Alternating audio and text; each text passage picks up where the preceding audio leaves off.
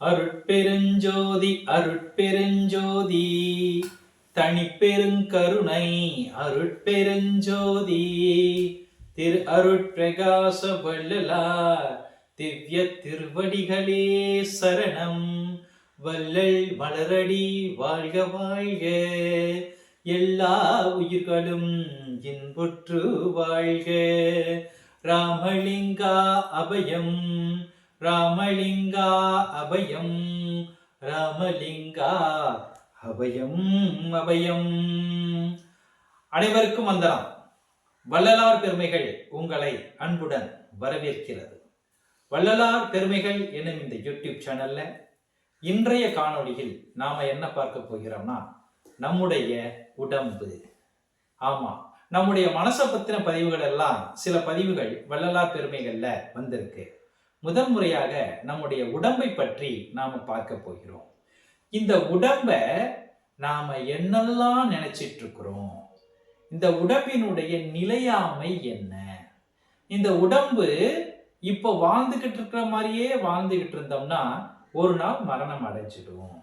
அப்போ இந்த நிலையாத தன்மையுடைய இந்த உடம்ப நிலைத்தன்மையுடைய உடம்பாக எப்படி மாற்றுவது, இது எல்லாத்தையும் நம்ம இன்னைக்கு பார்க்க போகிறோம். இந்த உடம்பு எப்படிப்பட்டது, இந்த உடம்பை பற்றிய நம்முடைய எண்ணங்கள் எப்படிப்பட்டது, இந்த உடம்பு எப்படியெல்லாம் நம்ம உடம்பை விட்டு போய் உயிர் இந்த உடம்பை விட்டு போயிடுது. அப்ப இந்த உடம்பை விட்டு உயிர் போகாம இருக்கணும்னா இந்த உடம்பை காப்பாத்திக்கிறதுக்கு என்ன பண்ணணும்? இன்னும் சுருக்கமாக சொல்வதாக இருந்தால், உடம்பை அழியக்கூடிய தன்மையிலிருந்து அழியாத தன்மைக்கு எப்படி மாற்றுவது என்பதைத்தான் நம்ம இன்றைய பதிவுல பார்க்க போகிறோம்.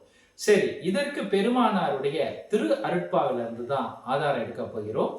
நம்முடைய தெய்வமாகிய திருவருட்பிரகாச வள்ளல் பெருமானார் திருவாய் மலர்ந்தருளிய முதல் 5 திருமுறைகளில் 5வது திருமுறையில் இடம்பெற்றுள்ள தெய்வமணி மாலை என்னும் அற்புத பதிகத்திலிருந்து நம்ம உடம்பை பத்தி நாம இப்ப பார்க்க போறோம்.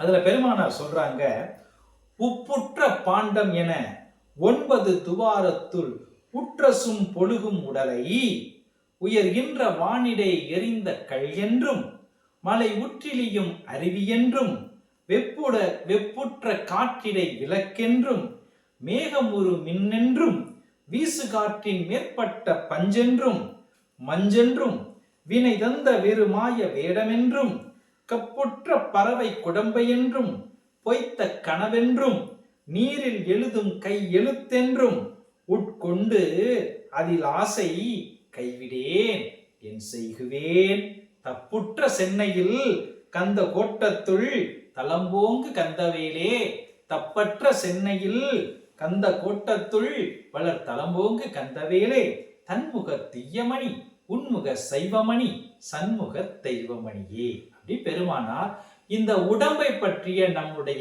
எண்ணங்களை எல்லாம் குறிப்பிட்டு சொல்றாங்க. இந்த உடம்பு எப்படிப்பட்ட உடம்பு அப்படின்னா, உப்புற்ற பாண்டம். ஒரு மண் பானையில, இப்ப யாரும் உப்ப மண் பானையில கொட்டி வைக்கிறது இல்லை. அதனால சின்ன வயசுல இருக்கும் போதெல்லாம் எங்க அம்மா அப்படிதான் கொட்டி வைப்பாங்க. ஒரு மண் பானையில உப்பு கல்லுப்பை கொட்டி வச்சாங்கன்னு வச்சுக்கோங்களேன். கொஞ்சம் நாளைக்கு அப்புறம், பொதுவா அந்த குளிர்காலத்துல பாத்தீங்கன்னா அப்படியே அது கசிஞ்சு அந்த பானையில இருந்து உப்பு தண்ணியா சொட்டும் இல்லைங்களா? அந்த பானைக்குள்ள போட்ட கல் உப்பு கசிஞ்சு தண்ணியா சொட்டும். அது போலதான் இந்த உடம்பும் உப்புற்ற பாண்டம். இந்த உடம்பே ஒரு உப்பான பாண்டம் என 9 துவாரத்துள் உற்றசும் ஒழுகும் உடலை. நம்ம உடம்புல 9 துவாரங்கள், ஓட்டைகள் இருக்கு. அது என்னன்னு உங்க எல்லாருக்குமே தெரியும். நம்ம உடம்பிலிருந்து உயிர் எப்படி கொஞ்சம் கொஞ்சமா பிரியுதுன்னா, இந்த 9 துவாரத்தின் வழியாகத்தான் உயிர் ஆற்றல் நம்ம உடம்பை விட்டு கொஞ்சமா போய்கிட்டு இருக்கு. நம்ம பொதுவா ஒருத்தர் 70 வயசுலயோ 80 வயசுலயோ 100 வயசுலயோ இறந்துட்டாருன்னா நம்ம என்ன சொல்லுவோம்னா, நேத்து வரைக்கும் நல்லா திரகாத்திரமா இருந்தாருப்பா, இன்னைக்கு திடீர்னு இறந்துட்டாருப்பா அப்படின்னு சொல்லுவோம். உண்மை அது இல்லை. என்னன்னா, மரணம் என்பது நம் தேகத்திற்குள் நாள்தோறும் நடந்து கொண்டே இருந்து கொண்டு இருக்கிறது. நாம வளர வளர வளர நம்முடைய குணங்களால், நம்முடைய செயல்களால், நம்முடைய சொற்களால் நம்முடைய எண்ணங்களால் நாம் மரணத்தை தேடிக்கொண்டே இருக்கிறோம். ஏன்னா பெருமானார் மரணத்தை இயற்கைன்னு ஏத்துக்க மாட்டாங்க. இறைவன் நமக்கு சோதனை பண்றான்னா அது நம்முடைய மரணம் ஒண்ணுதான் பெருமானார் சொல்லியிருக்கிறாங்க. அப்போ நாம் ஏற்படுத்தி கொண்ட நம்முடைய செயல்களால் 9 துவாரத்தின் வழியாக நம்முடைய உயிர் நம் உடம்பை விட்டு போய்கொண்டே இருக்கிறது. அதுதான் பெருமானார் சொல்றாங்க, உப்புற்ற பாண்டம் என 9 துவாரத்துள் உற்றசும் ஒழுகும் உடலை. இந்த உடல் இப்படிப்பட்ட உடல் தான். இதை நான் என்ன நினைச்சிட்டு இருக்கிறேன், உயர்கின்ற வானிடை எரிந்த கல் என்றும். வானம் உயரமா இருக்கு, அந்த வானத்துல இருக்க வானத்தை பார்த்து நான் ஒரு கல்லை வானத்தால் அடிக்க போறேன்னு சொல்லி வேகமா எரிஞ்சேன்னு வச்சுக்கோங்களேன், எவ்வளவு தூரம் எரிய முடியும்? ஒரு 20 அடி, 30 அடி, ஒரு 50 அடி போகுமா கல்லு? அவ்வளவுதான். மேல போன கல்லு பொத்துன்னு கீழே விழுந்துடும். வானத்தை போய் தொடவே தொட முடியாது. அது போல இந்த உடம்பும் ஒரு நாள் பொத்துன்னு விழுந்துடும். அதுக்கடுத்து சொல்றாங்க பெருமானார், மலை உற்றிலியும் அருவி என்றும். நீர்வீழ்ச்சிங்க, மலையில இருந்து எப்படி பொத்துன்னு தொம்மு தொம்மு தொம்முன்னு விழுகுது, அது போல இந்த உடம்ப நீ மலை போல நினைச்சுக்கிட்டு இருந்தேன்னு வச்சுக்க, இந்த உடம்பு மலை கிடையாது. மலை உச்சியில இருந்து விழுகுது இல்லையா அருவி, நீர்வீழ்ச்சி, அது போல இது பொத்துன்னு விழுந்துற உடம்பு. மலை உற்றிலியும் அருவி என்றும் வெப்புற்ற காற்றிடை விளக்கென்றும். வெப்புற்றனா வேகமா வீசக்கூடிய, நல்ல சூறாவளி மாதிரி புயல் மாதிரி காத்து வேகமா அடிச்சுட்டு இருக்குதுன்னு வச்சுக்கோங்க. அப்ப போய் ஒருத்தன் அகல்ல தீபத்தை ஏற்றி கொண்டு போய் வச்சா அந்த புத்திசாலித்தனத்தை நீங்க என்னன்னு சொல்லுவீங்க? காத்து வேகமா அடிச்சுட்டு இருக்குது, அப்ப போய் விளக்கு எடுத்துட்டு போய் வச்சா நீ கையில தூக்கும் போதே அணைஞ்சு போயிடும். எப்படி? விளக்கு தூக்கும் போதே அணைஞ்சு போயிடும். உன் உடம்பு அப்படிப்பட்ட உடம்பு தான்டா அப்படிங்கிற ஐயா. வெப்புற்ற காற்றிடை விளக்கென்றும் மேகமுரு மின்னென்றும்.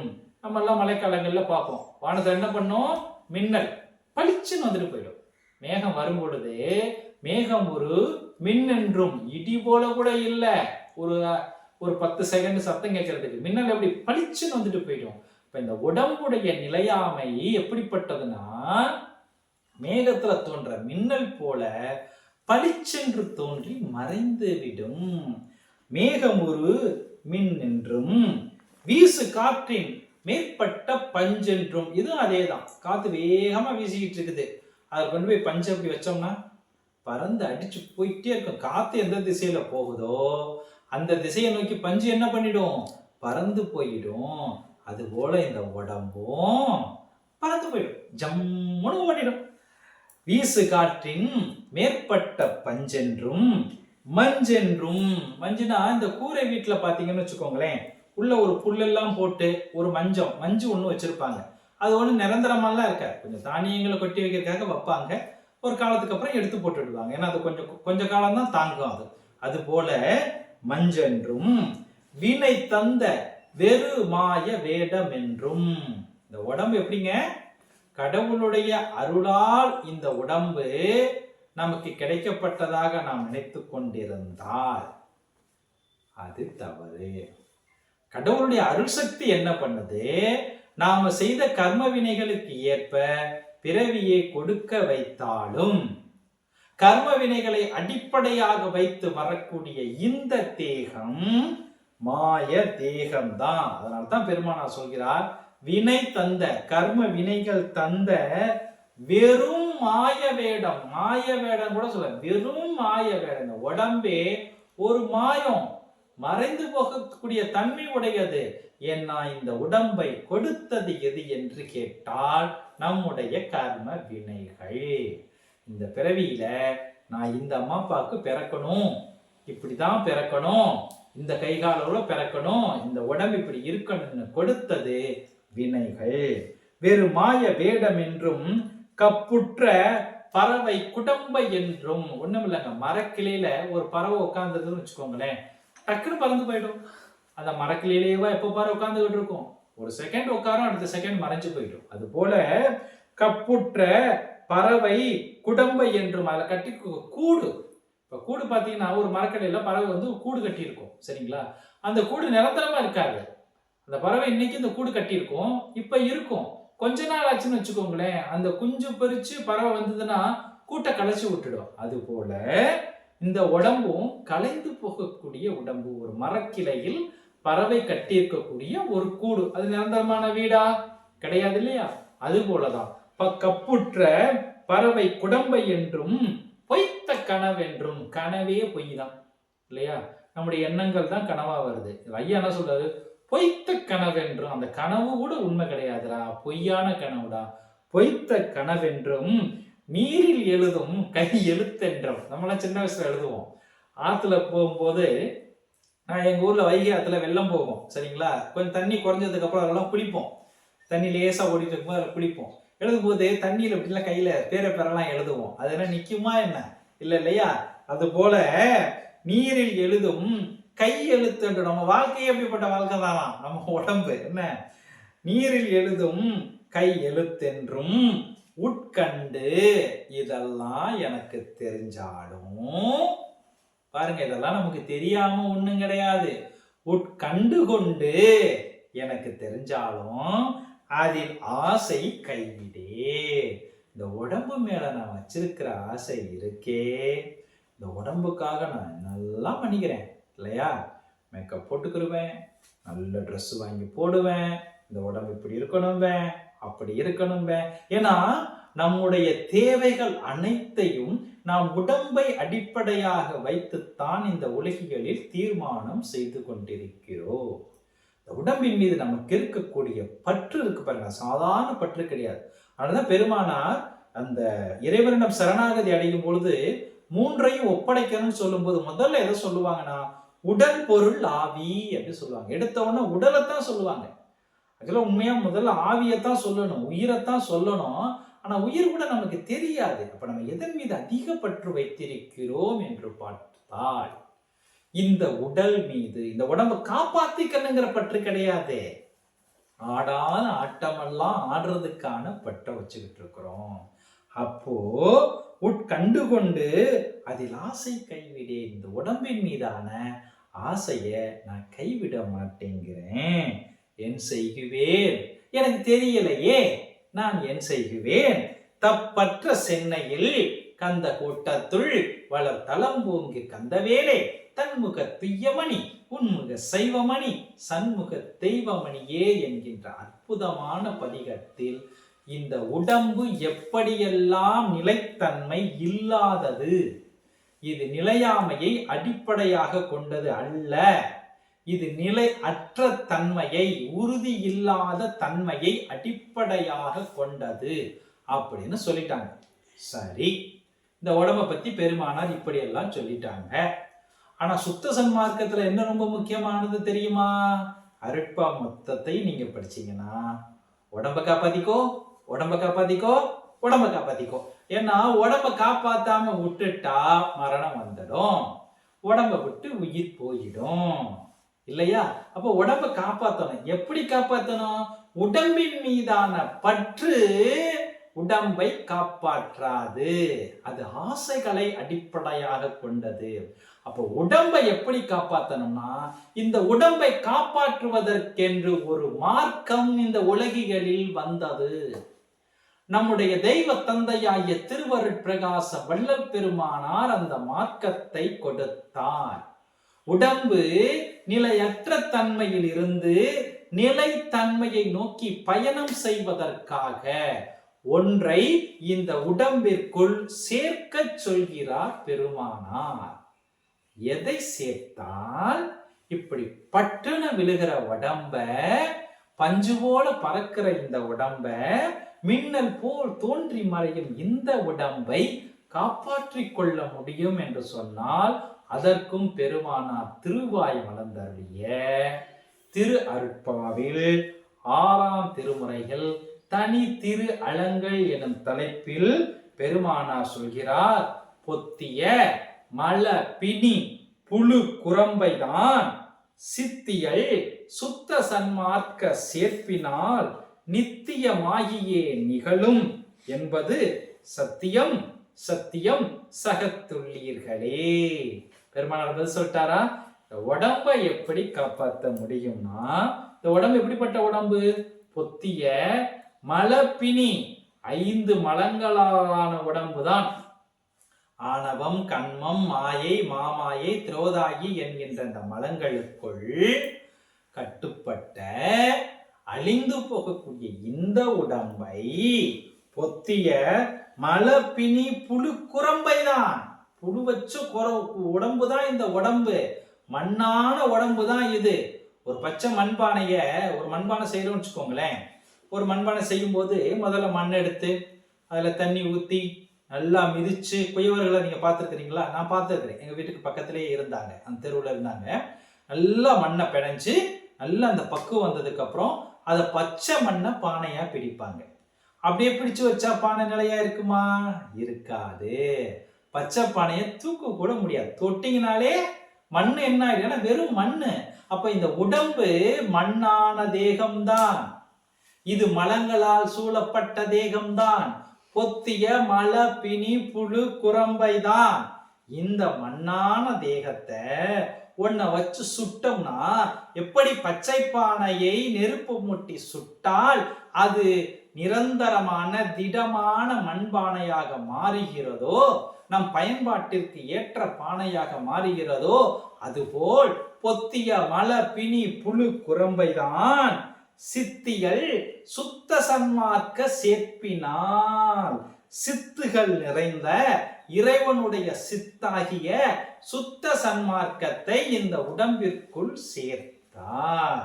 எப்படி ஒரு பச்சை மண்பானையை நீங்கள் உஷ்ணத்தின் வாயிலாக சுடுவதின் வாயிலாக அதை நிரந்தரமான மண்பானையாக மாற்றிக்கொள்கிறீர்களோ, அதுபோல் மலத்தால் கர்ம வினைகளால் சேர்ந்த இந்த உடம்பை சுத்த சன்மார்க்கம் என்னும் நெருப்பால் சுட்டால், சுத்த சன்மார்க்கம் என்னும் நெருப்பால் சுட்டால் என்ன ஆகும்? நித்தியமாகியே நிகழும். இந்த உடம்பு நிரந்தரமா நின்னுடும். பட்டுன்னு விழுந்துடாது, மேலிருந்து தொப்புன்னு விழுந்துடாது, தோன்றி மறைஞ்சிடாது, எப்பவுமே இருக்கும். இப்ப செய்ய வேண்டியதெல்லாம் என்ன பண்ணணுங்க?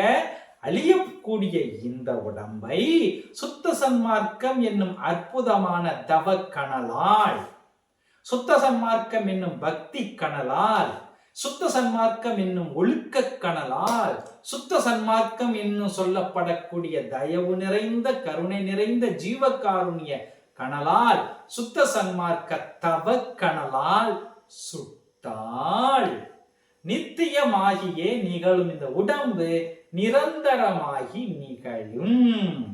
அது சொல்லிட்டு பெருமானார் என்ன சொல்றாரு? நாமெல்லாம் நம்ப மாட்டோம்னு இவங்களுக்கு தெரியும் இல்லையா? பெருமானார் சொல்றாங்க, தலையெழுத்து பாருங்க அவருக்கு. நித்தியமாகியே நிகழும் என்பது சத்தியம் சத்தியம் சகத்துள்ளீர்களே. சத்தியம் பண்றாருங்க நம்முடைய தெய்வம். எத்தனை சத்தியம்? 2 சத்தியம். ஒரு சத்தியம் கூட சொல்லல இல்லையா? நம்மளாம் விளையாடும்போது சொல்லுவோம், ஒன்னு சொன்னா நம்ப மாட்டோம். சத்தியம் பண்றாமோ, அம்மா சத்தியமா உண்மைடா அப்படி சொன்னா நம்பிடுவோம் இல்லையா? சத்தியம் சொன்னா நம்புவோம் இல்லையா? பெருமானார் 2 சத்தியம் போறாருங்க. இவனா இந்த உடம்ப காப்பாத்தலாம் சொன்னா நம்ப மாட்டானுங்கன்னு தெரியும். அதனால ஐயா என்ன சொன்னாங்க? சத்தியம் சத்தியம் சகத்துள்ளீர்களே. இந்த பூமியில இருக்கிறவங்களே உங்க உடம்ப காப்பாத்திக்கலாம்பா, தயவு செஞ்சு சுத்த சன்மார்க்கத்தை மட்டும் இந்த உடம்புக்குள்ள கொண்டு வந்து சேர்த்துடுங்கன்னு ஐயா சொல்லிட்டாங்க. அப்போ உடம்பினுடைய தன்மை எப்படிப்பட்டதுன்னு பார்த்தோம். அந்த உடம்பு எதனால் வந்ததுன்னு பார்த்தோம். அந்த உடம்பை எப்படி காப்பாத்திக்கலான்னு பார்த்தோம். இதை எல்லாத்தையும் நமக்கு சொன்னது தன்னுடைய தேகத்தை சுத்த தேகமாக, பிரணவ தேகமாக, ஞான தேகமாக மாற்றிக்கொண்டு அதே உடலோடு ஞானதேக உடலோடு இருக்கக்கூடிய நம்முடைய தெய்வமாகிய வள்ளல் பெருமானார் சொல்லி இருக்கிறார். ஆகவே வள்ளலார் பெருமைகள் எனும் இந்த யூடியூப் சேனல்ல வள்ளல் பெருமானாரின் அற்புதமான அனுபவங்களையும், பெருமானாருடைய உபதேசங்களையும், பெருமானாருடைய பெருமைகளையும் தொடர்ந்து பார்த்து கொண்டு வரக்கூடிய அன்பர்களாகிய நீங்கள் இன்னும் இந்த வள்ளலார் பெருமைகள் யூடியூப் சேனல்ல நிறைய பேர்கிட்ட கொண்டு போய் சேருங்க.